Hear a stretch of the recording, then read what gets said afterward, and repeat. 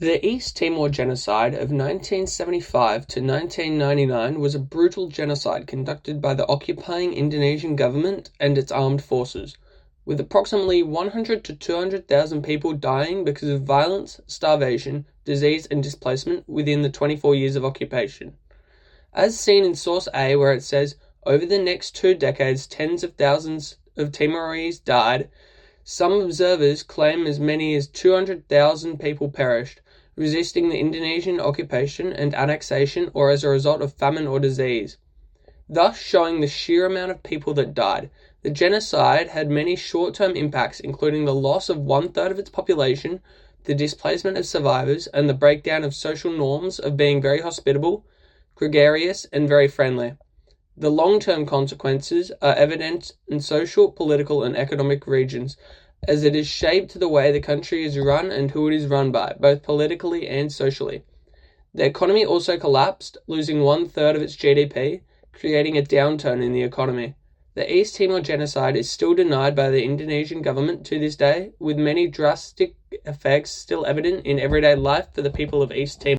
According to the United Nations Genocide Convention, genocide is an act committed with intent to destroy, in whole or in part, a national, racial, ethnic, or religious group. This is evident in the East Timor genocide, as the Indonesian government was trying to get rid of the native people living there to make more room for their growing population.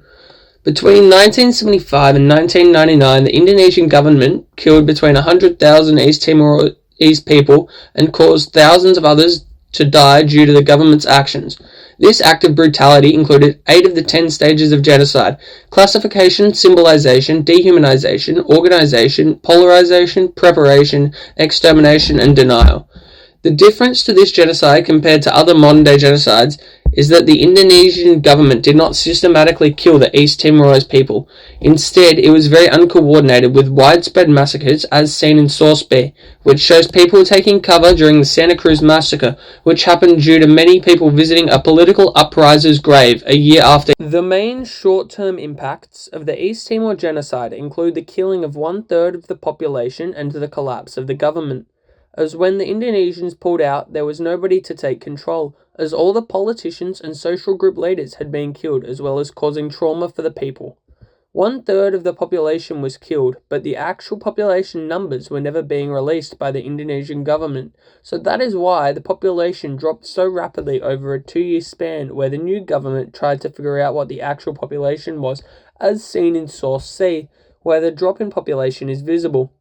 The GDP also dropped drastically when the Indonesians left, as the country had to undergo a rebuilding process, costing them millions of dollars and keeping the GDP dropping until the rebuilding process ended, and they were able to grow the GDP again, and was able to get it up to 3.6 billion in 2021 before it crashed down to 2.8 billion in 2023. The short-term impacts affected the whole population of East Timor, with trauma, a bad economy, and poor political infrastructure. The long-term impacts of the East Timor genocide are the psychological and long-term trauma that the survivors and families of the victims would have to face. The dependence on the international community for money due to the amount of money that needed to be spent on rebuilding and needing help to set up a new government system. They also were dependent on other countries for supplies such as food and construction materials to rebuild and give the people. However, the long-term aspects include things such as global awareness of East Timor and the global awareness of other genocides around the world and just how easily it can happen.